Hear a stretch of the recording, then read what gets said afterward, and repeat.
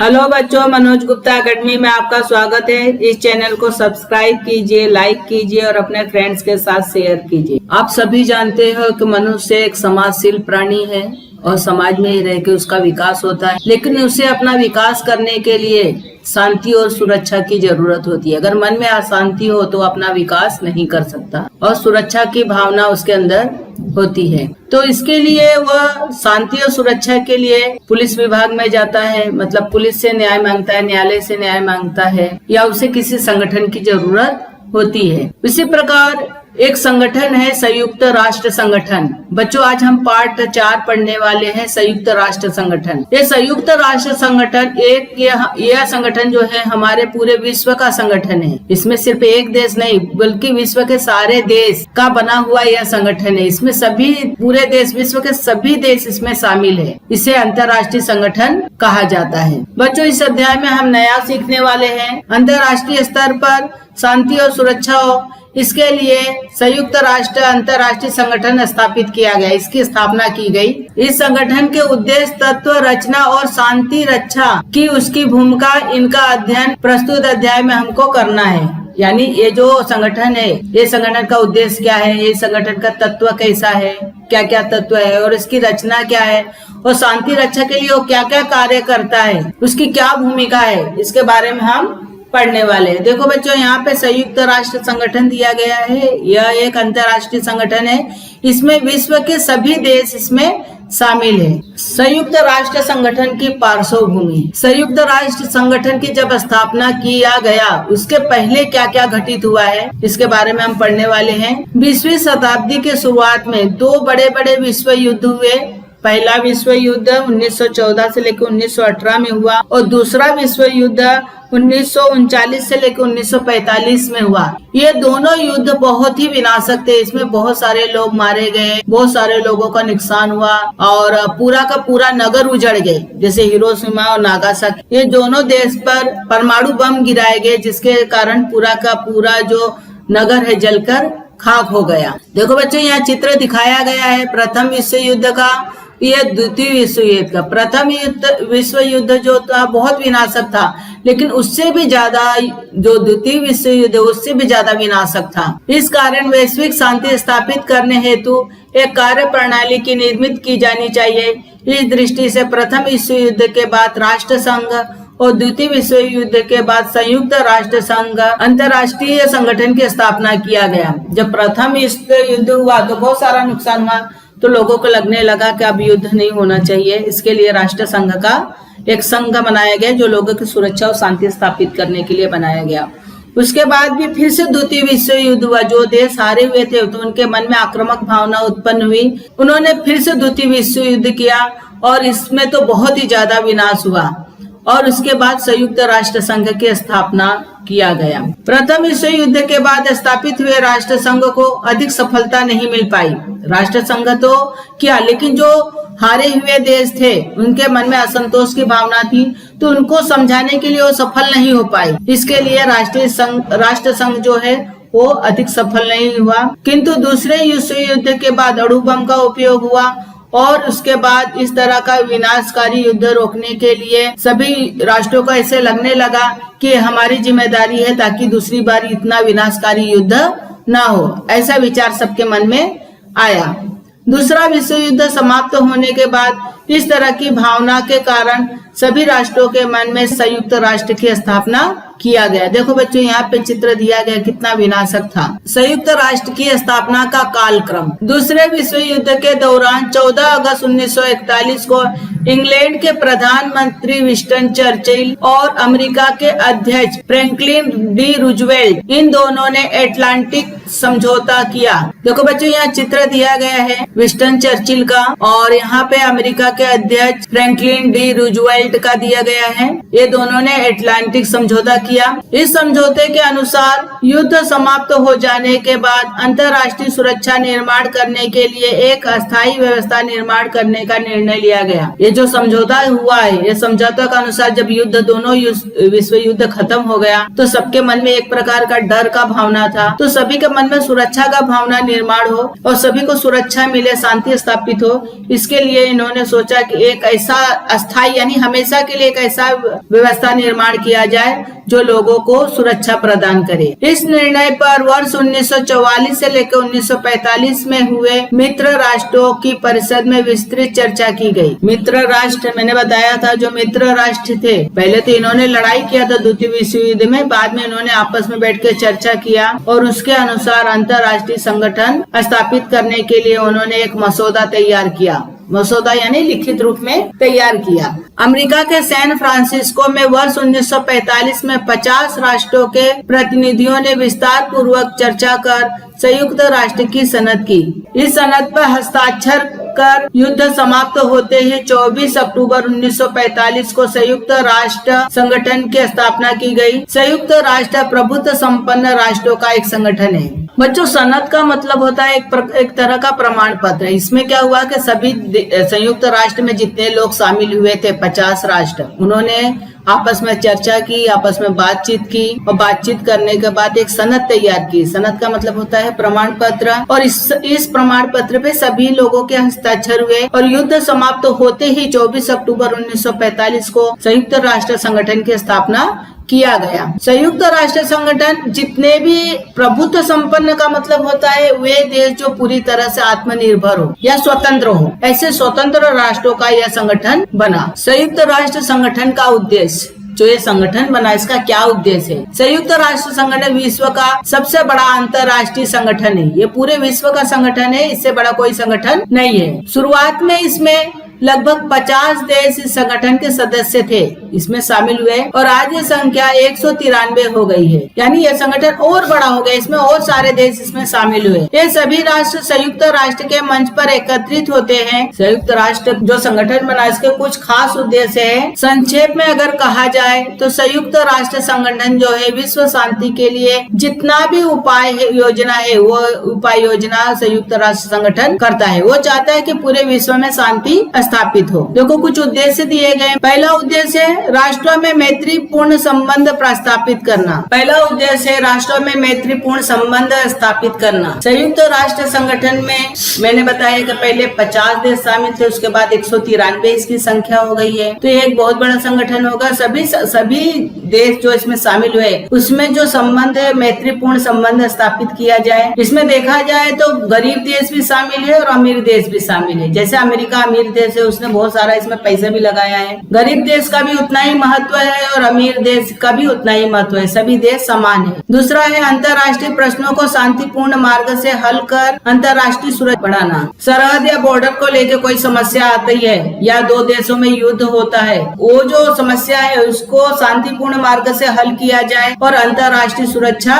बढ़ाया जाए। तीसरा है मानव अधिकारों और स्वतंत्रता का संरक्षण और संवर्धन करना। मानव को जो अधिकार प्राप्त होना चाहिए, किसी मानव के साथ किसी अन्यायपूर्ण बर्ताव न हो, उसको पूरी स्वतंत्रता प्राप्त हो, इसके लिए उसको स्वतंत्रता मिलना चाहिए और उसके अधिकारों का संरक्षण होना चाहिए। इसी के साथ साथ अंतर्राष्ट्रीय स्तर पर आर्थिक सहयोग बढ़ाना संयुक्त राष्ट्र का उद्देश्य है। और जो भी अंतर्राष्ट्रीय स्तर पे जो भी देश है, सभी लोग आर्थिक सहयोग यानी आपसी लेन देन करना, एक दूसरे का मदद करना, एक दूसरे का विकास करना, अपना भी विकास करना, यह भी उद्देश्य है। प्रभुत्व संपन्न राष्ट्रों के राजनीतिक विशेषाधिकारों का आदर करना, दूसरे देश पर आक्रमण न करना, अंतर्राष्ट्रीय कानून और समझौते का पालन करना सभी सदस्यों का कर्तव्य है। जितने भी इसमें प्रभुत्व संपन्न यानी अपने आप में पूरी तरह से निर्भर जो भी देश है, सभी देश को जो राजनीतिक अधिकार प्राप्त हुए उसका सभी को आदर करना चाहिए। और यह भी ध्यान में रखना है कि हमें किसी दूसरे देश पर आक्रमण नहीं करना है, चाहे कोई भी देश हो,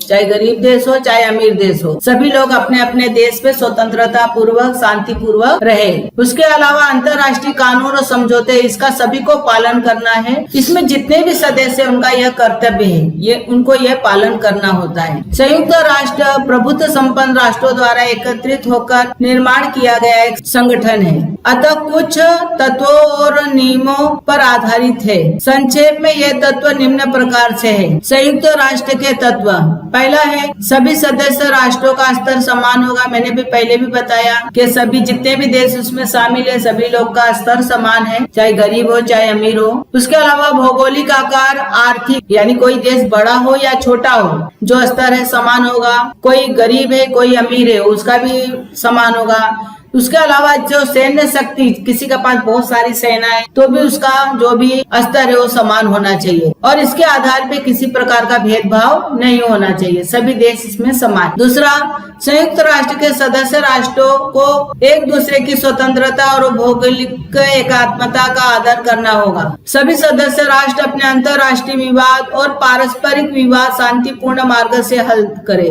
सभी देशों पे यह बंधन है कि अगर दो देशों के बीच में आपस में विवाद होता है तो उसको बैठ के शांतिपूर्ण मार्ग से हल करना चाहिए। जैसे अभी हमारे यहाँ का जो विवाद चल रहा है, कश्मीर की समस्या, चीन और पाकिस्तान की समस्या, तो जो भी समस्या है उसको बैठ के शांतिपूर्ण मार्ग से हल करना चाहिए, ऐसा संयुक्त राष्ट्र का सिद्धांत है। संयुक्त राष्ट्र की रचना, संयुक्त राष्ट्र की सनद यानी प्रमाण पत्र में इस संगठन की रचना तथा कार्य प्रणाली के संबंध में जानकारी दी गई है। संयुक्त राष्ट्र संगठन यह 6 शाखाओं से मिलकर बना है। सबसे पहला है आम सभा, दूसरा है सुरक्षा परिषद, तीसरा है आर्थिक तथा सामाजिक परिषद, चौथा है अंतर्राष्ट्रीय न्यायालय, पांचवा है न्यास मंडल और छठा है सचिवालय। इन 6 शाखाओं के अतिरिक्त संयुक्त राष्ट्र के कार्य में सहायता करने वाली संयुक्त राष्ट्र की अनेक संलग्न संस्थाएं हैं। संलग्न मतलब जुड़ी हुई संस्थाएं। ये जो संगठन थे हमने पढ़ा कि इसमें 6 शाखाएं हैं, 6 अंग हैं, उसके अलावा भी कुछ अंग इससे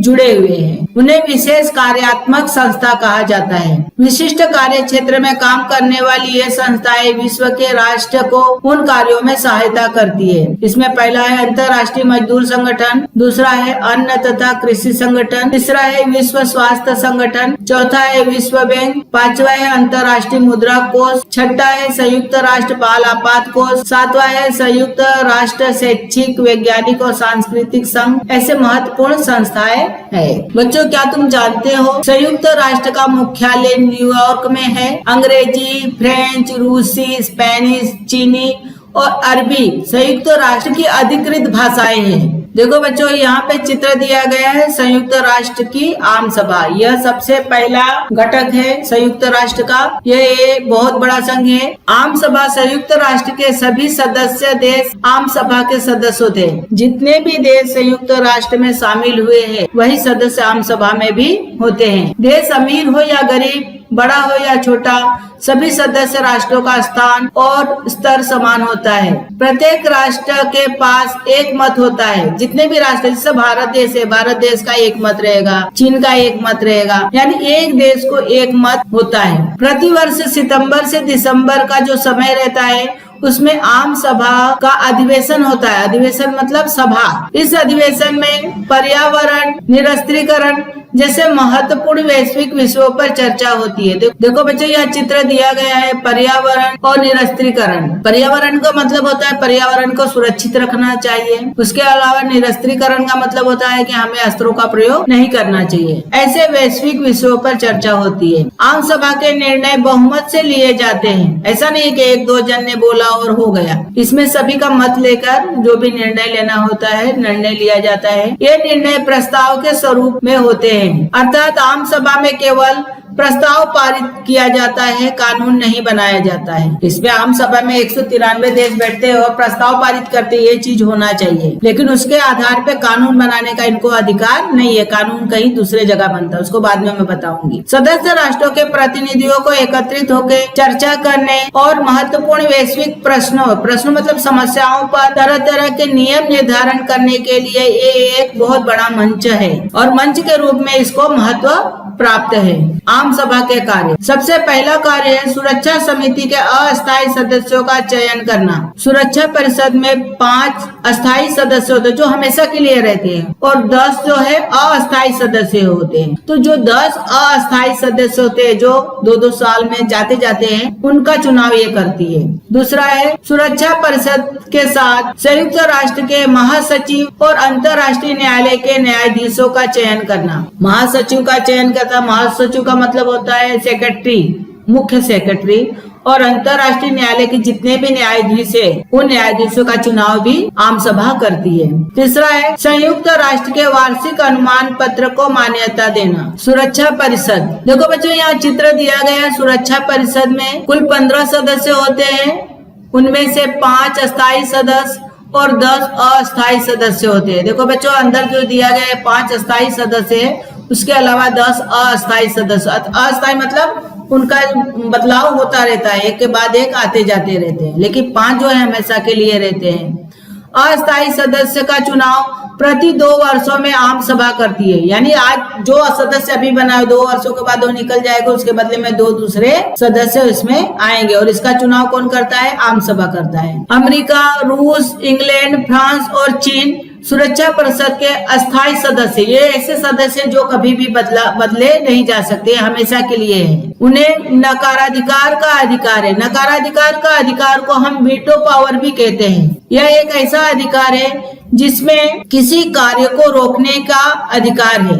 जैसे कोई कार्य होने वाला है उसको हम रोक सकते हैं, इसको नकाराधिकार का अधिकार कहा जाता है या निषेधाधिकार भी कहा जा सकता है। किसी भी महत्वपूर्ण प्रश्न पर निर्णय लेने के लिए 5 अस्थायी सदस्य में से कम 4 अस्थायी सदस्यों का हाँ करना आवश्यक है। जैसे कोई भी निर्णय लेना है तो ये 5 सदस्यों का हाँ होना चाहिए कोई कार्य रोकने के लिए, और उसके अलावा 4 जो अस्थायी सदस्य उनका भी हाँ होना जरूरी है। अस्थायी सदस्य में से किसी भी सदस्य ने यदि नकाराधिकार का उपयोग किया अर्थात विरोध में मत दिया तो निर्णय नहीं लिया जाएगा। यानी जो कार्य होने वाला है वो कार्य रोक दिया जाएगा या रद्द कर दिया जाएगा। सुरक्षा परिषद के कार्य, पहला है अंतर्राष्ट्रीय शांति और सुरक्षा स्थापित करना सुरक्षा परिषद का प्रमुख जिम्मेदारी है। अंतर्राष्ट्रीय संघर्ष की परिस्थिति में संघर्ष समाप्त कर शांति स्थापित करने के लिए प्रयत्न करना, आर्थिक प्रतिबंध लादना अथवा आक्रामक राष्ट्र विरोध में सैनिक कार्रवाई करने का निर्णय लेना, इनमें से कोई एक विकल्प सुरक्षा परिषद सुझाती है। दूसरा है सुरक्षा परिषद शस्त्रास्त्र नियंत्रण के लिए योजना तैयार करने का काम करती है। तीसरा है आम सभा के साथ अंतर्राष्ट्रीय न्यायालय के न्यायाधीश और संयुक्त राष्ट्र के महासचिव का चयन करने में सुरक्षा परिषद का सहभाग होता है। आम सभा होता है, आम सभा के साथ अंतर्राष्ट्रीय न्यायालय के जितने भी लोग हैं जैसे महासचिव है और न्यायाधीश है, उसका चुनाव भी जो है ये करती है। सुरक्षा परिषद की रचना में परिवर्तन हो और उसका स्वरूप अधिक लोकतांत्रिक हो, इस दृष्टि से वर्तमान में हुए संशोधन का मतलब होता है सुधार जो है सुझाए जा सकते हैं। सुरक्षा परिषद में भारत को अस्थायी सदस्यता प्राप्त हो, इसके लिए भारत प्रयत्नशील है। भारत भी चाहता है कि जिस तरह से 5 सदस्य है उसी प्रकार से भारत भी इसमें स्थायी सदस्य बनने के लिए कोशिश कर रहा है। आर्थिक तथा सामाजिक परिषद, संयुक्त राष्ट्र की आर्थिक और सामाजिक नीतियों के समन्वय बनाए रखना इस परिषद का प्रमुख उद्देश्य है। इस परिषद में कुल 54 सदस्य होते हैं। आम सभा इसकी चयन करती है। आम सभा जो है इसका चुनाव 54 सदस्य का चुनाव करती है। प्रत्येक सदस्य का कार्यकाल 3 वर्षों के लिए होता है और प्रति वर्ष 1/3 सदस्य नए सिरे से चुने जाते हैं। मतलब इसमें से 1/3 यानी 100 में से 30-35 सदस्यों को निकाला जाता है। परिषद में बहुमत से निर्णय लिए जाते हैं। कार्य है, पहला कार्य वैश्विक स्तर पर दरिद्रता यानी गरीबी, बेरोजगारी, काम न मिलना, आर्थिक तथा सामाजिक विषमता जैसे प्रश्नों पर उपाय करना या उपाय सुझाना। देखो बच्चों यह चित्र दिया है गरीबी का, बेरोजगारी का, तो ऐसे जो समस्या है उस पर चर्चा करना और उस पर उपाय योजना करना। दूसरा है स्त्रियों का प्रश्न, महिला सशक्तिकरण, मानवाधिकार, मूलभूत स्वतंत्रता, वैश्विक व्यापार, स्वास्थ्य संबंधी समस्या, जैसे प्रश्नों पे चर्चा करना और निर्णय लेना। देखो बच्चों यहाँ चित्र दिया गया है स्वास्थ्य संबंधी समस्या। तीसरा है अंतर्राष्ट्रीय स्तर पर सांस्कृतिक एवं शैक्षिक सहयोग स्थापित करने का प्रयत्न करना। चौथा है संयुक्त राष्ट्र की संलग्न अलग अलग विविध यानी जुड़ा हुआ जो अलग अलग संगठन है उनके कामों में सूत्रबद्धता और समन्वय रखना। जो भी संगठन इससे जुड़े हैं उसमें तालमेल रहे और समन्वय रहे, इस बात का ध्यान रखना। इस पाठ का अगला भाग हम नेक्स्ट वीडियो में देखेंगे।